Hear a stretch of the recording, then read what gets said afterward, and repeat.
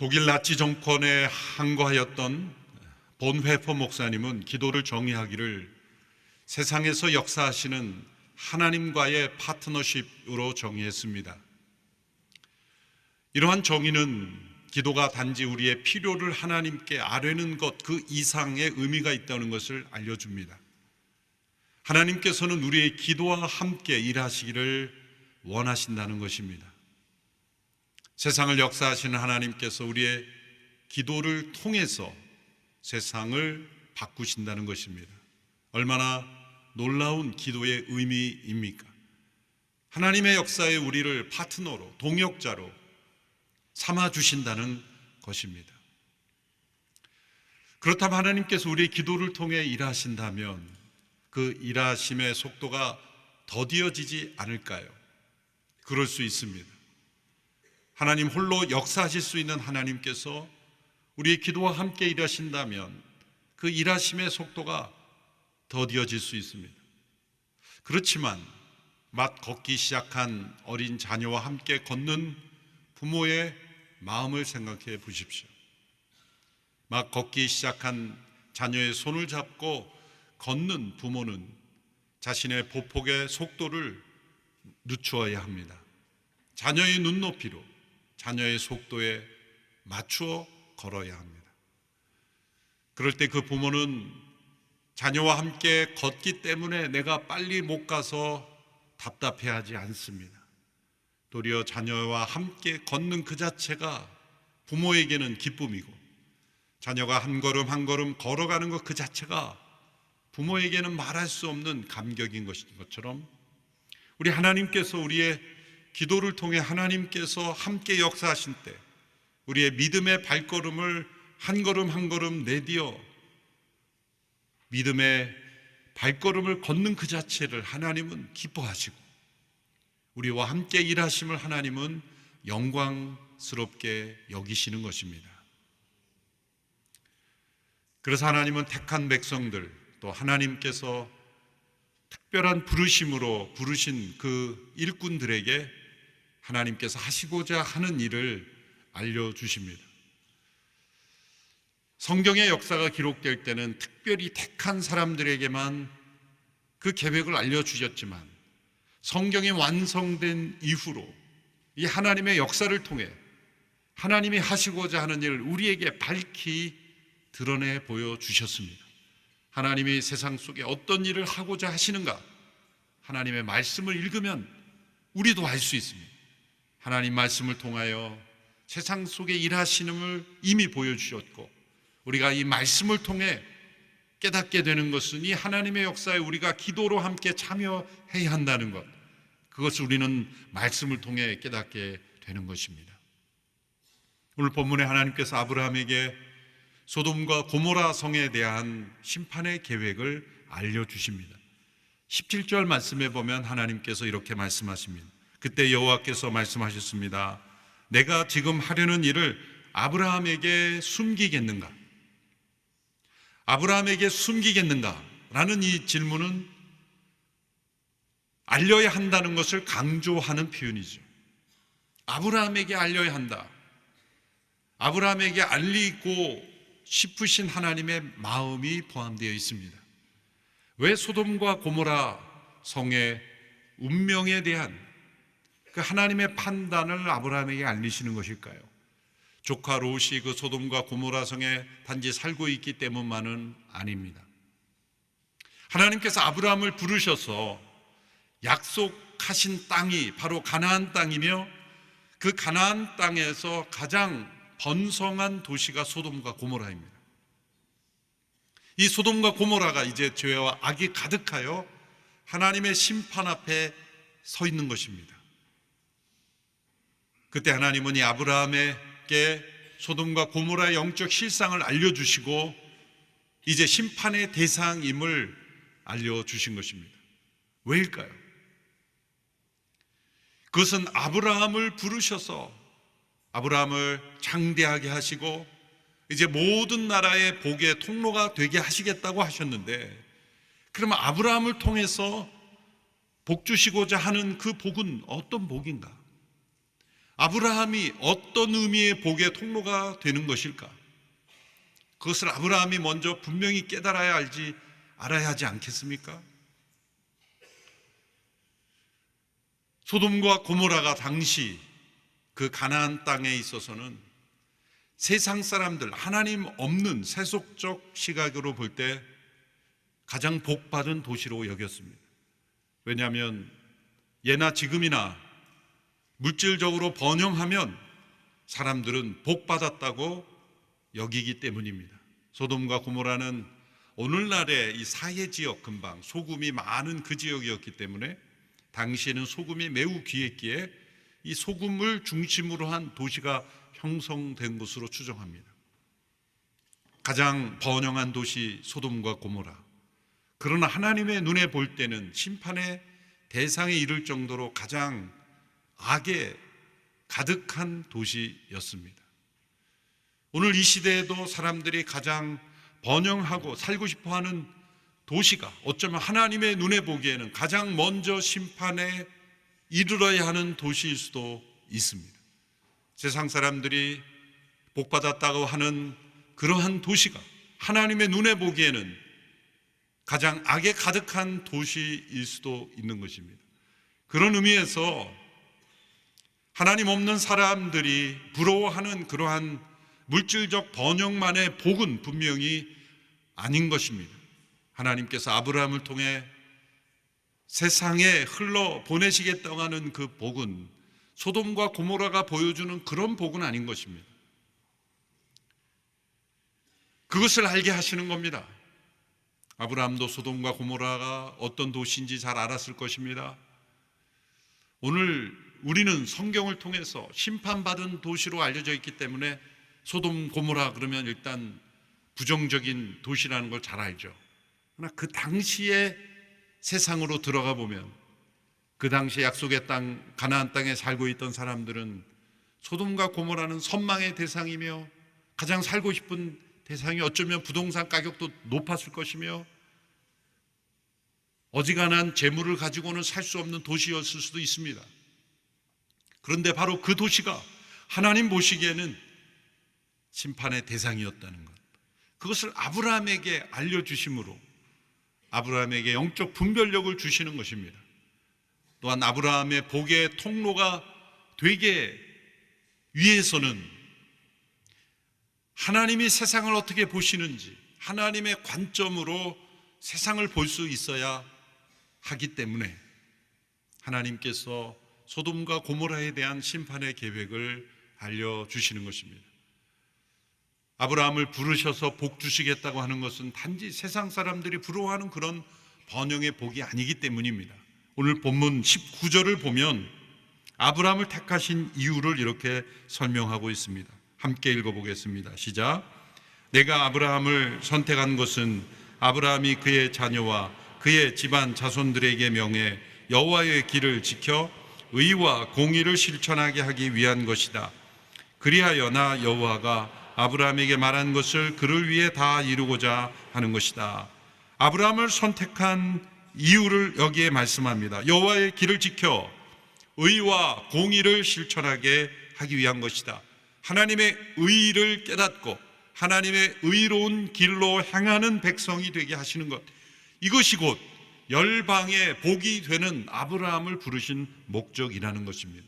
그러므로 약속하신 땅 안에 있는 불의한 도시, 그러나 세상 사람들이 보기에는 부러운 도시, 사람들은 부러워하지만 결코 부러워해서는 안 되는 도시, 사람들이 보기에는 괜찮은 것이지만 하나님 보시기엔 불의한 그 도시에 대한 하나님의 판단을 아브라함에게 깨닫게 하신 것입니다.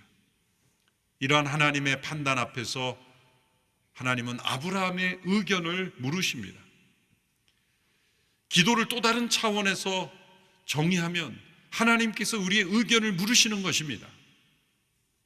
우리가 하나님 앞에 필요한 것을 구한다는 기도의 정의 차원보다 보네퍼 목사님 말씀하신 대로 하나님의 역사에 우리를 참여시키는 파트너십이라고 할 때 우리의 의견을 물으시는 하나님의 요청이 바로 기도인 것입니다. 하나님 알아서 하세요 라고도 할 수 있겠죠. 그런데 하나님 알아서 하시면 우리에게는 깨달음이 없습니다. 하나님을 알아가는 지식이 없습니다. 그렇게 되면 우리는 이 세상에 휩쓸려 가게 되는 것입니다. 그러므로 기도는 의무를 넘어서 특권인 것입니다. 하나님의 역사에 참여할 수 있는 특권, 하나님과 동역하는 특권, 하나님의 마음을 알아가는 이 배울 수 있는 특권, 그리고 우리를 파트너, 친구로 초대하시는 하나님의 특권인 것입니다. 하나님은 우리를 부르셔서 단지 도구로 사용하시는 하나님이 아닙니다. 하나님은 우리를 친구로 초대하십니다. 아브라함을 부르셨을 때 이 모든 일을 아브라함에게 숨기겠느냐? 아브라함에게 알려야 한다는 이 하나님께서는 아브라함을 친구처럼 초대하셨습니다. 야고보서 2장 23절에 보면 아브라함이 하나님의 친구라고 불리움을 받았다고 했습니다. 이것은 아브라함에게만 주어진 특권이 아닙니다. 예수 그리스도를 믿고 거듭나 하나님의 자녀가 된 우리 모두에게 주어진 축복, 그것은 하나님과의 우정을 나눌 수 있는 것입니다. 하나님의 친구로 동역할 수 있는 것입니다.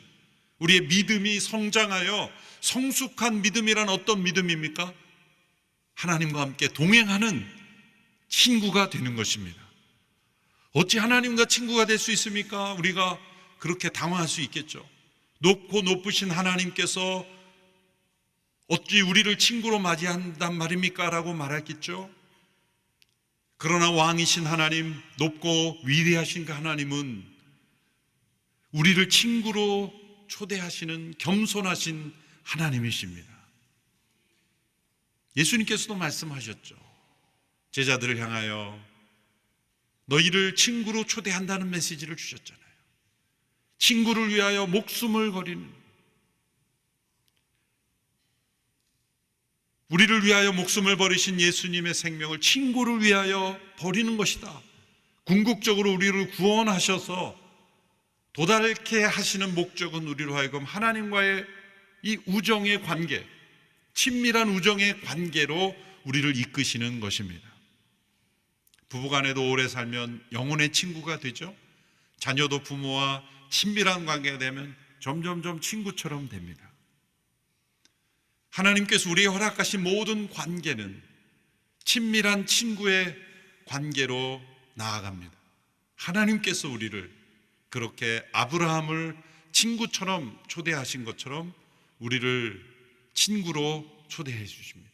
그리고 하나님의 역사에 우리의 의견을 물으십니다. 우리의 의견을 물어주시는 이 하나님, 그 하나님은 얼마나 겸손하신 하나님이십니까?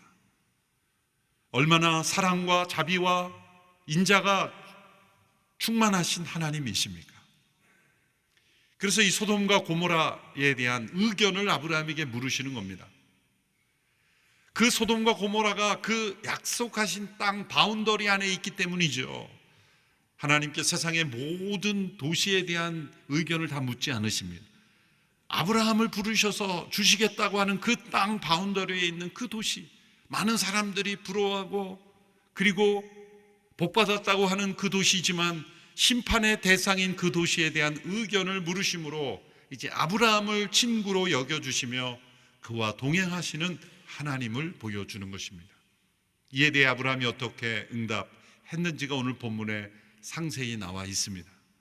아브라함은 하나님의 계획에 대하여 담대하게 도전합니다. 아브라함의 도전의 근거는 공정성입니다. 악인은 멸망받아 마땅합니다만 만일 그 성에 의인들이 있다면 의인이 악인과 함께 멸망받는 것은 공정하지 못한 것 아닙니까? 아브라함은 하나님께 숫자를 제시합니다. 만일 의인 50명이 그 성 안에 있다면 그 의인 50명이 악인들과 함께 멸망받는 것은 공정하지 못하지 않습니까? 라고 하나님께 질문합니다. 그것이 오늘 본문 23절에서 25절의 내용입니다. 같이 한번 읽어볼까요? 시작. 아브라함이 다가서면서 말했습니다. 주께서는 의인을 악인과 함께 쓸어버리시렵니까? 만약 그 성에 의인 50명이 있다면 어떻게 하시겠습니까? 그 성에 의인 50명이 있는데도 그것을 용서하지 않고 정말 쓸어버리시겠습니까?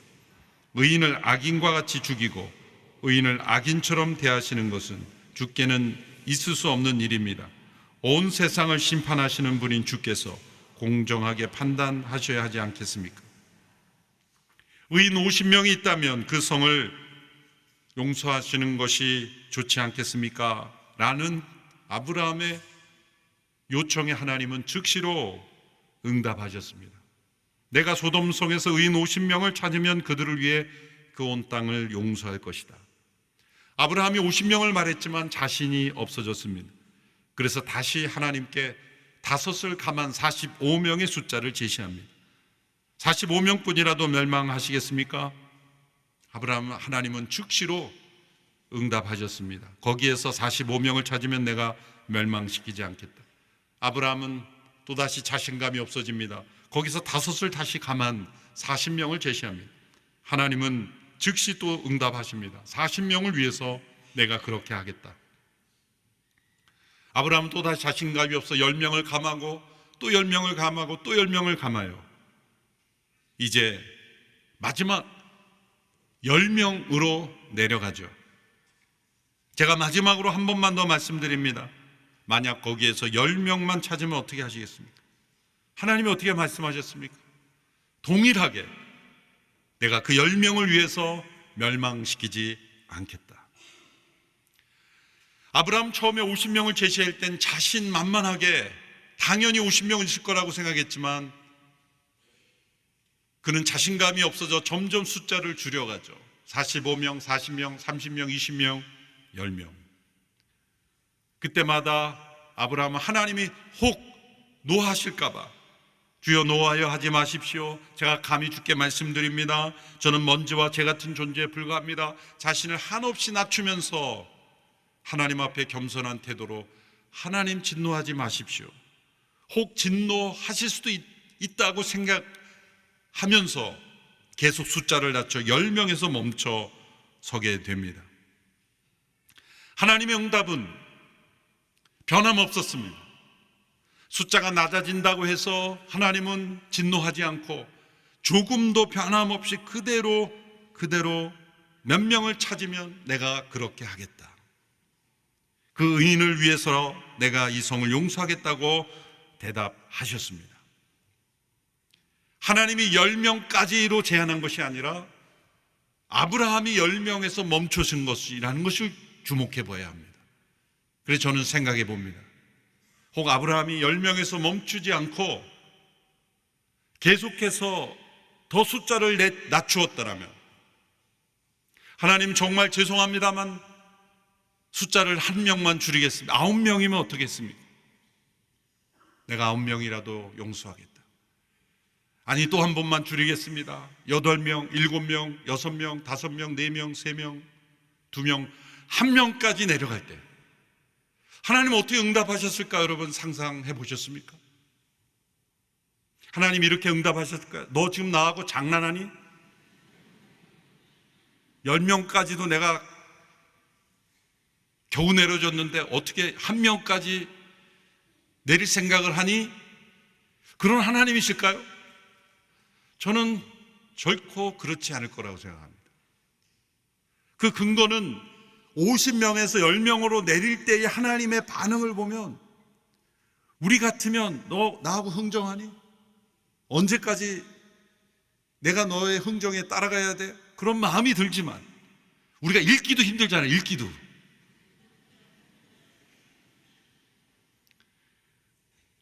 우리가 당사자가 아니라 읽기도 힘든데 하나님은 조금도 변함없이 내가 그렇게 하겠다. 숫자를 아무리 줄여도 10명까지 줄여 내려가는 과정 가운데 하나님은 조금도 달라진 게 없어요. 멘트가. 내가 30명을 위해서 그렇게 하겠다. 또 내렸을 때 10명을 그렇게 하겠다 하시 하나님이 갑자기 9명 내려가면 야, 한 자릿수는 너무하지 않니? 그렇게 하나님이 갑자기 바뀌시는 하나님이라면 이미 바뀌었어야 되죠. 저는 마지막 한 사람까지 내려가도 하나님은 의인 한 사람이 있다면 내가 그렇게 하겠다고 말씀하셨을 거예요. 이 믿음의 한 선이 믿음의 상한선이라고 봐야 되겠죠. 믿음의 상한선이 10명이었을 뿐이에요. 아브라함에게. 하나님은 제한하신 적이 없어요. 아브라함이 죄송하기도 하고 또 한편으로 10명이 없을까? 그런 생각을 하기도 했겠죠. 그러나 의인 10명이 없어서 결국 그 성은 망했습니다. 그럼 하나님은 이미 아시고 계셨잖아요. 그럼 아브라함이 50명부터 내려갈 때, 야, 해봐야 소용없어. 10명도 없어. 이렇게 말씀하시면 될 거를 굳이 그렇게 따라가신 이유가 뭐 있을까요? 이 과정이 중요한 거예요. 하나님이 이 과정을 통해 무엇인가 아브라함의 기도를 통해 알려주기를 원하신 거예요. 이 비슷한 상황이 마태복음에 보면 수로보니게 가나안 여인이 나의 귀신 들린 딸을 고쳐주십시오라고 그렇게 예수님께 간청해서 예수님이 침묵하셨어요. 이 침묵은 때로는 거절이죠. 여인이 더 간절히 요청하니까 나는 이스라엘 잃어버린 양 외에는 보냄을 받지 않았다고 말씀하시죠. 이건 거절이죠. 예수님 인종을 차별하신 겁니까? 아니죠. 복음 전파의 우선순위를 말씀하신 것뿐이에요. 먼저는 유대인이요 그 다음에 이방인들에게 전하는 그 순서를 말씀하시고, 세 번째로 여인이 앞에 나와서 간절히 예수님께 구하자. 이 여인은 계속해서 예수님께로부터 거절을 당했어요. 나는 이스라엘의 잃어버린 양 외에는 보냄을 받지 않았다. 어떤 여인이 예수님께 구합니다. 주인의 상에서 떨어지는 개들도 부스러기를 먹습니다. 이렇게 구하죠. 그때 예수님이 여인의 간청을 들어주십니다. 들어주실 거면 빨리 들어주시지. 왜 이 과정을 거치게 하십니까? 하나님께서 이렇게 기도의 대화를 통해 지연하시거나 아니면 이 기도를 드러내시는 까닭은 의미가 있는 것이죠. 아브라함의 이 간청을 통해서 우리에게 무엇을 말씀하시는, 변함없이 대하시는 이 하나님의 응답을 통해서 하나님의 마음을 보여주신 것입니다. 왜 제가 한 명까지 내려갔어도 하나님은 들어주시리라고 확신합니까? 세 가지 이유가 있습니다. 첫째로 아브라함의 기도회 속에는 하나님의 마음을 구하며 알고자 하는 태도가 있었기 때문이죠. 하나님의 마음은 무엇입니까? 심판이 아니라 구원이요, 정죄가 아니라 용서요. 하나님은 그 성을 구하시는 마음이 더 큰 것입니다. 그 성을 구하고자 하는 그 아브라함의 기도를 하나님은 결태로 외면하지 않으시고 흥정하듯 내려가는 그 숫자에 신실하게 응답해 주심으로 하나님의 본심을 알려주신 것입니다. 또한 두 번째로 아브라함의 기도 속에는 하나님께 세상을 구원하시는 원리가 담겨 있기 때문에 하나님은 기뻐하시며 응답하신 것입니다. 그것은 무엇입니까? 의인으로 인해서 악인이 구원받을 수 있다는 겁니다. 아브라함이 하나님께 간청할 때 중요한 근거가 뭡니까? 만일 의인이 있다면 그 의인이 악인과 함께 멸망당하는 것은 합당하지 않지 않습니까? 그러므로 그 의인을 봐서라도 악인을 용서할 수 있지 않습니까? 그 모든 원리에 하나님이 예스라고 응답하신 거예요. 이게 중요한 원리가 포함되어 있습니다. 이 아브라함의 간청을 논리적으로 풀어보면 이렇게 네 단계가 됩니다. 첫 번째, 의인은 죄가 없기 때문에 멸망당해서는 안 되죠. 당연한 논리죠.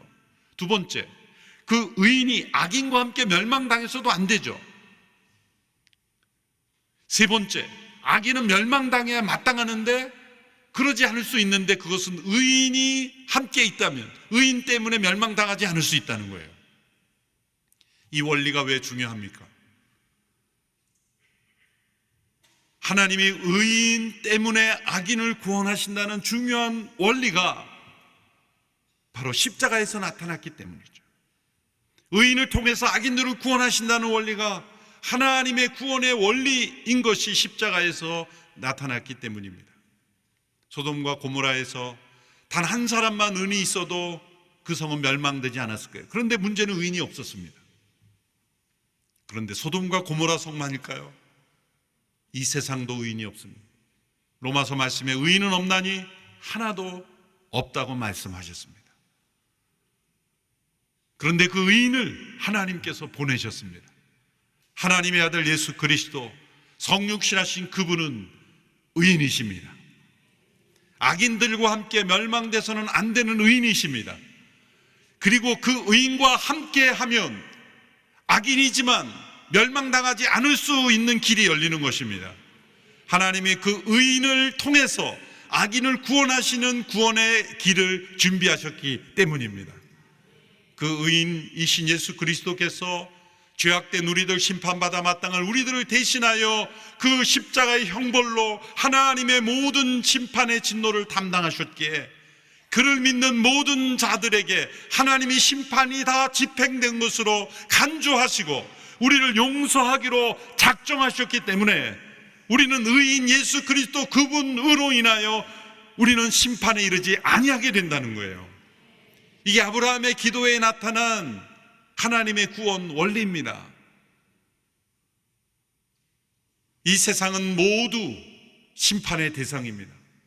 예수님 믿는 사람은 하나님이 이뻐하시기 때문에 구원하시고, 안 믿으면 미우니까 심판하신다는 게 아니라 바벨의 탑을 쌓는 인류 이후로 하나님이 인류를 흩으셨지만 아브라함을 택하셔서 예수 그리스도를 보내시는 구원의 역사 외에 인류는 바벨 탑을 계속 쌓고 있는 것입니다.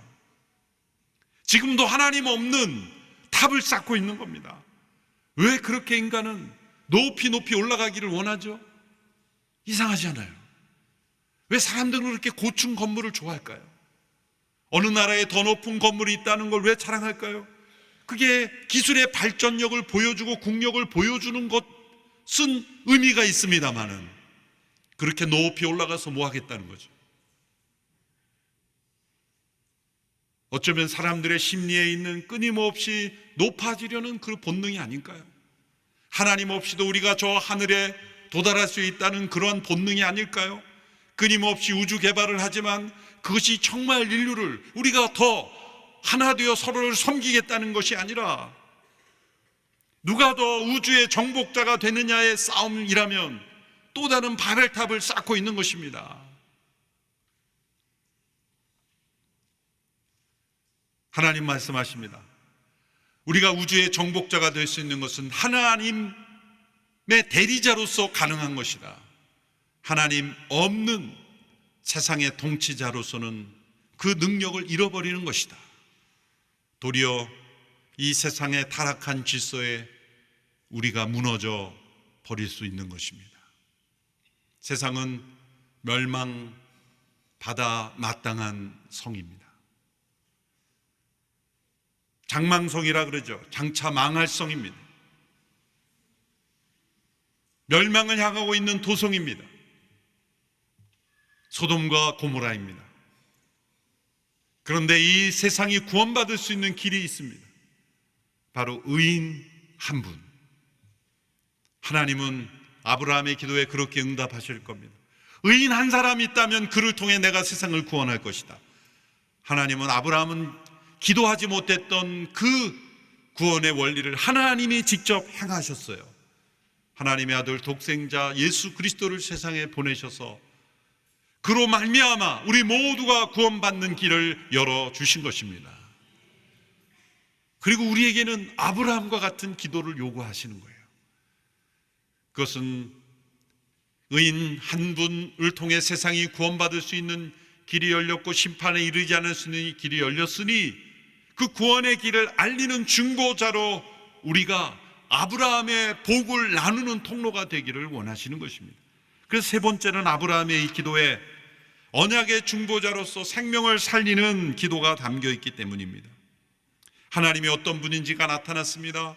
하나님은 심판을 기뻐하는 분이 아니라 구원하시는 분을, 구원을 기뻐하는 분이라는 것이 나타났습니다. 하나님의 구원 원리가 나타났습니다. 세상에 의인이 있다면 그 의인을 통해서 악인을 구원하실 수 있다. 그 의인은 악인을 대신하여 십자가에 못 박히신 예수 그리스도 단 한 분뿐이며 아담 안에서 모든 사람이 심판에 이른 것처럼 그리스도 안에서 모든 사람이 구원을 얻을 것을 말씀합니다. 로마서 5장 18절의 말씀입니다. 우리 같이 함께 읽어볼까요? 시작. 그러므로 한 사람의 범죄로 인해 모든 사람이 정죄에 이른 것처럼 한 분의 의로운 행동으로 인해 모든 사람이 의롭다는 인정을 받아 생명에 이르렀습니다. 한 분 예수 그리스도의 온전한 순종으로 인해 심판에 처한 모든 사람들이 생명을 얻게 되었다는 겁니다. 우리가 바로 그 생명을 얻은 사람들입니다. 그렇다면 우리도 아브라함의 기도를 드려야 한다는 거죠. 멸망받아 마땅할 소돔과 고모라 같은 이 세상, 우리는 구원받았으니 세상은 심판받아도 된다라는 생각이 아니라 그 성을 구원하는 기도에 참여해야 된다. 아브라함이 기도할 때는 소돔과 고모라의 의인이 없었지만 이제 우리에게는 의로우신 분 한 분이 계시니 하나님께 이렇게 기도할 수 있는 겁니다. 하나님, 의인 한 분 예수 그리스도로 인하여 이 땅을 고쳐 주십시오. 우리 가족을 고쳐 주십시오. 이 나라 민족을 살려 주십시오. 의로우신 예수 그리스도 한 분을 붙잡고 우리는 온 세상을 구원해 달라고 하나님께 아브라함처럼 매달릴 수 있는 거예요. 그래서 우리는 아브라함보다 훨씬 더 축복받은 거예요. 왜? 우리는 50명부터 내려갈 필요가 없어요. 바로 한 분으로 끝나는 거예요. 한 분으로 붙잡고 끝나는 거예요. 왜? 아브라함은 의인이 있는지 없는지 몰랐지만 우리는 세상에 의인은 없으니 오직 한 분밖에 없는 것을 알았기에 우리의 모든 중보의 기도는 예수 그리스도의 의로우심을 붙잡는 기도만이 하나님이 연락하시는 거예요. 하나님의 구원 원리가 바로 그것이기 때문에 의인 한 분 예수 그리스도를 통하여 하나님이 세상을 구원하신다는 거예요. 우리가 사랑하고 잘 아는 사람의 구원을 기도하는 것은 쉬운 일입니다. 그러나 소돔과 고모라처럼 멸망받아 마땅할 영혼이라고 여기는 영혼들, 악한 영혼들, 하나님의 심판이, 우리가 그런 사람들 있잖아요. 왜 하나님 저 사람 빨리 심판 안 하시고 내버려 두시나? 바로 그러한 사람들의 구원을 위해서 기도하는 것은 쉬운 일이 아니에요. 그러나 예수님은 그러한 기도를 올리셨죠. 자신을 못 박는 이들을 향하여 아버지여 저들의 죄를 용서하소서. 저들은 자기의 하는 일을 알지 못합니다. 기도하였던 그 예수님의 중보는 오늘도 역사하고 있습니다. 그래서 도저히 예수님 믿지 않을 것 같은 사람도 믿고 하나님 앞에 돌아오게 되는 것입니다. 소돔과 고모라 같은 도시가 구원의 역사가 되는 것입니다. 선교사님들이 이 땅에 왔을 때 이 나라 민족은 구습과 악습과 질병과 수많은 그러한 고정관념에 희망이 없어 보이는 땅이었어요. 그러나 복음의 역사가 이 땅에 임했을 때 의로우신 한 분 예수 그리스도의 중보를 믿고 아브라함처럼 기도하는 믿음의 사람들의 기도를 통해 이 나라 민족의 구원의 서광이 비춰온 것입니다. 오늘 이 시대 소돔과 고모라처럼 변해가는 이 세상, 우리가 아브라함처럼 믿음으로 의로우신 한 분 예수 그리스도를 의지하고 하나님 예수님 때문에 이 땅을 고쳐 주십시오. 하나님 예수님을 통해서 이 땅을 구원해 주시라고 하는 그 기도를 하나님은 반드시 들어주시리라고 믿습니다. 이러한 아브라함의 기도를 본받아 언약의 중보자가 되는 우리 모두가 되기를 축원합니다. 기도하겠습니다. 하나님 아버지, 생명을 살리는 언약의 중보자로 우리를 초대하여 주시니 감사합니다. 하나님과의 동역에 우리를 초대하여 주시니 감사합니다.